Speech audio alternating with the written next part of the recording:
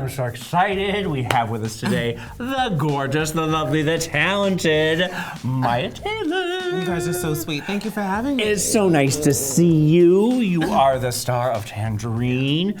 Your life must be bananas right now. It is. It's pretty crazy. It's hashtag booked. Or that, did you anticipate what was going to happen? No, I did not. You didn't. You thought you were making this movie on an iPhone. Yeah, I thought it was just going to be a ghetto mess. But you know, I put my all into it, and it turned out to be really good. And then it premiered at Sundance, and we had so many positive reviews and so much good feedback and everything. Then we got sold to Magnolia. Right. And then they distributed us, and then I became an international star. Here we are selling in Korea and Taiwan and Australia. It's a lot. It is a lot. It's a lot.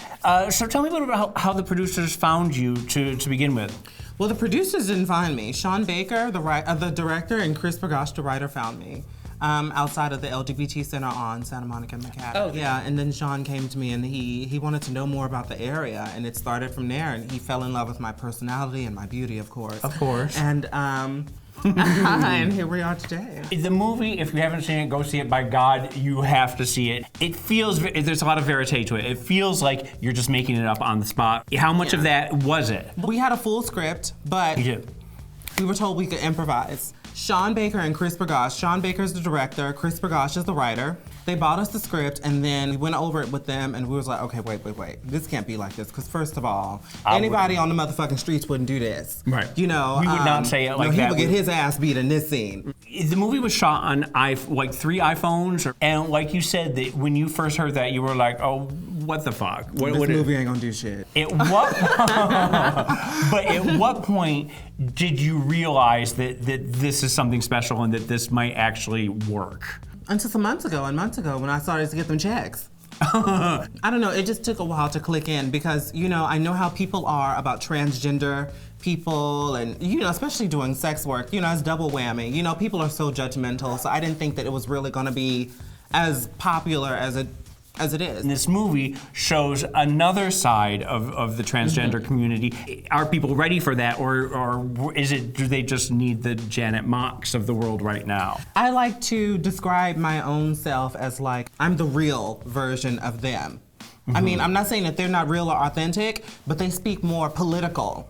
That's their weapon. My weapon is being completely real. I'm just gonna tell you how it motherfucking is. That's how I am. I'll come in dressed all classy and then all this stuff just come out of my mouth. Let's go back a little bit before Tangerine. I came to Hollywood with another family member. But the interesting thing to me is that this family member mentored you and taught you the ropes of sex work. And also taught me my whole sense of fashion and the way I carry myself as a woman. I got it from that particular family member. Basically, she had sculpted me to be an adult. Because when I got to LA, I didn't even know how to go inside McDonald's to make an order because I was so shielded when I was growing up. I was never allowed to have company coming over or go to anybody's house, go to the movies or anything I didn't go to prom. So she basically... She taught me everything. Taught you the world. She did, yeah. I had worked on trying to get a job for so long and it just would not happen here. At that time I wasn't transitioned yet. I was a gay guy and I was just really, really feminine. And in the employment world,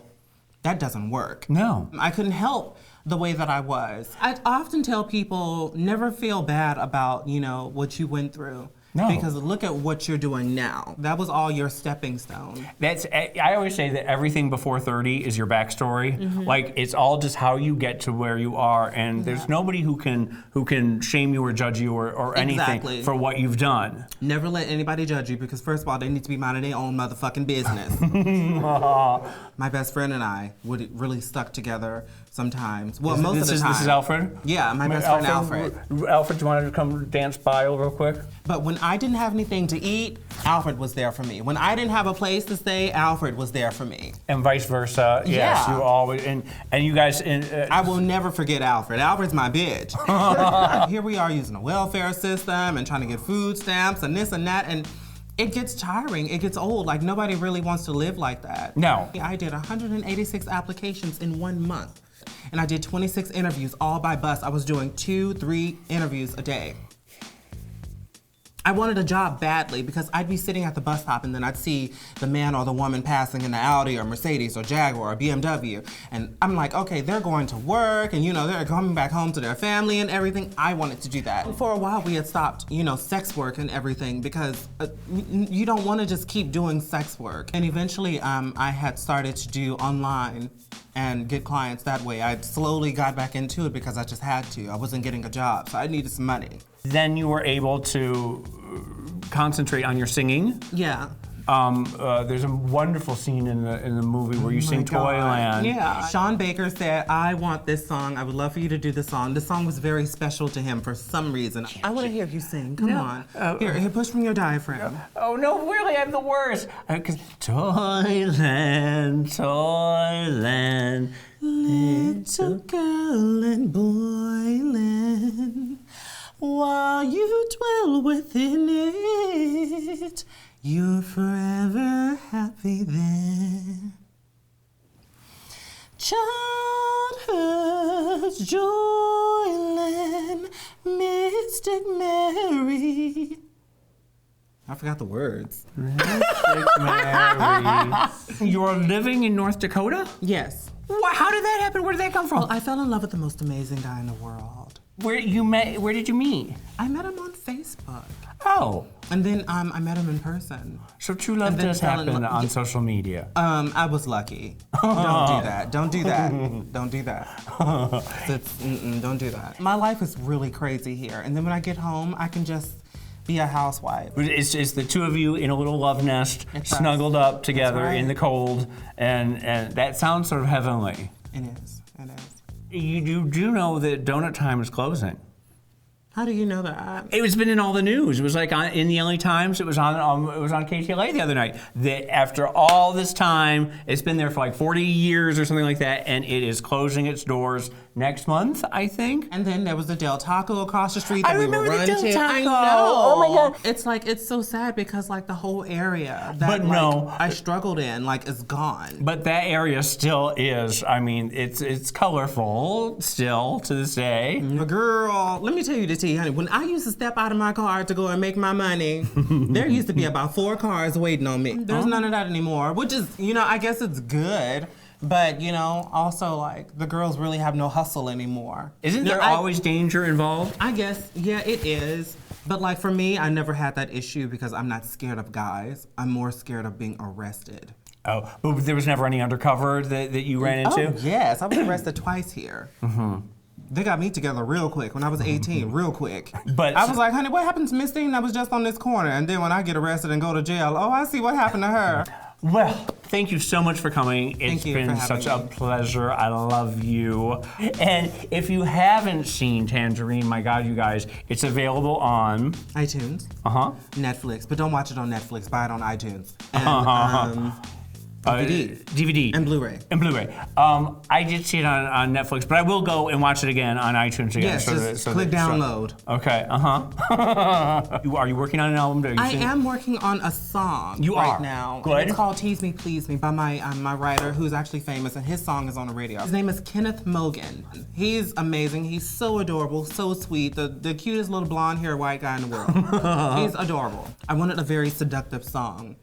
So, Tease Me, Please Me is it. You also did a short about Marsha P. Johnson. I did. It was very close to me because after I learned about Marsha, I was like, I love her personality. I'd love to play her. Tell me about the process of becoming Marsha. What I did was I went on YouTube, and she has a few interviews from way back then that they had uploaded to YouTube, and I wanted to mainly get down the way she talks. Yes, because she talks like this girl all the time. I needed to go to some voice training for that because I was like, I don't know how to deliver that. Right. I sound so much like a girl and, just womanly. And the hair and makeup team was amazing. You just did a movie and Go Down Deborah. What is it?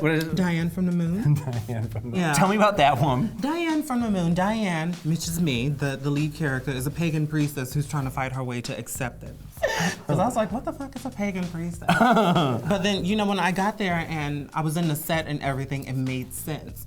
With all the rituals and things like that I'm doing. And you'll see. I'm working on another film. Oh, what? In April, and it's called Viva Diva. Viva Diva, okay. Yes. I know it's a crazy title. I didn't like the title to begin with, but I play diva, obviously. And we're on a road trip, and there's a lot of dramatic news that's discovered, and it's really, really dramatic. So you get to see me go in depth, like when it comes to being like dramatic and sad and everything, and crying. Yeah, there's a lot going on with me. Oh, good. You had to keep moving like Beyonce. No, I know. She's so rich. No, I know. You can't take Celine you can't Dion. take 4 years off like Rihanna. There's none of that stuff. No, That's why she's broke. But you just can't. I mean, you got to try to be like Celine Dion or Beyonce. That's it. Okay. Okay. Well, thank you very much for coming, and I love you. And Love you, sweetie.